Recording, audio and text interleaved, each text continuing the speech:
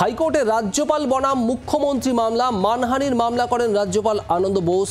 যে বক্তব্যের ভিত্তি নেই সেটা তাদের বলা থামানো উচিত, কারো মর্যাদায় আঘাত দেওয়া ঠিক না। আজ আদালতে রাজ্যপালের তরফে আইনজীবী এমনটাই সওয়াল করেন। আপাতত এমন মন্তব্যে বন্ধ রাখার আবেদন জানান রাজ্যপালের আইনজীবী। আর যে মন্তব্যের কথা বলা হচ্ছে তাতে মানহানির বিষয় আসে না। কলকাতা হাইকোর্টে এভাবেই পাল্টা সওয়াল করা হয়েছে রাজ্যের তরফে। অর্ণবাংশু নিয়োগী আমাদের প্রতিনিধি রয়েছেন আমাদের সঙ্গে। অর্ণবাংশু, রাজ্যপাল যে মানহানি মামলা করেছিলেন মুখ্যমন্ত্রী মমতা বন্দ্যোপাধ্যায়ের বিরুদ্ধে, সেই মামলার শুনানিতে ঠিক কি হলো আদালতে আজ?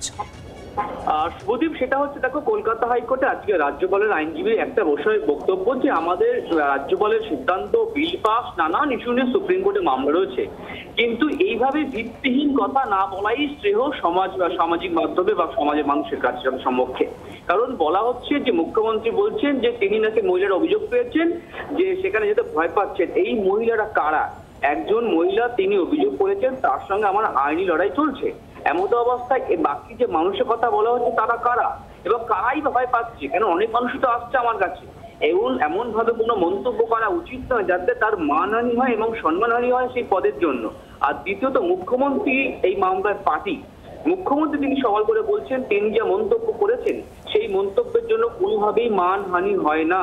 আর দ্বিতীয়ত, যদি মানহানি না হয় তাহলে অন্তর্বর্তী কোনো নির্দেশের প্রয়োজনীয়তা নেই, এটা মুখ্যমন্ত্রী তার আইনজীবী মারফত স্পষ্ট করে দিয়েছে।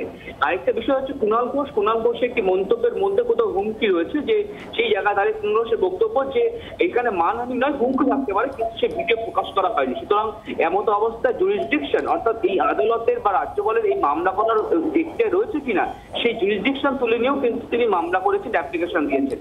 সব বিষয়ে সবার মন্তব্য শোনার পর আদালত শুনানি পর্ব শেষ করেছে। খুব শীঘ্রই এই মামলা রায়দান করবে কলকাতা হাইকোর্টের বিচারপতি কৃষ্ণা রাও।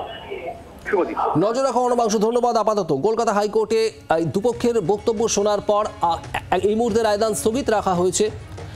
খুব শীঘ্রই রায় দেবেন বিচারপতি।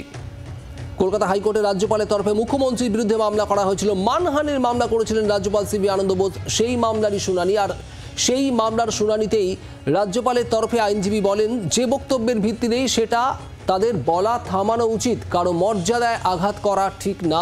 সওয়াল রাজ্যপালের আইনজীবীর। আপাতত এমন মন্তব্য বন্ধ রাখা হোক, এমনটা আবেদন জানানো হয় রাজ্যপালের আইনজীবীর তরফে। অন্যদিকে রাজ্যের তরফে বক্তব্য, যে মন্তব্যের কথা বলা হচ্ছে তাতে মানহানির বিষয় আসে না। কলকাতা হাইকোর্টে এভাবেই পাল্টা সওয়াল করে রাজ্য।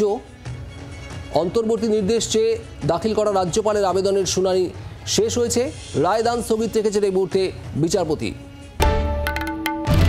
বাংলার আওয়াজ, বাঙালির আবেগ, জি 24 ঘন্টা।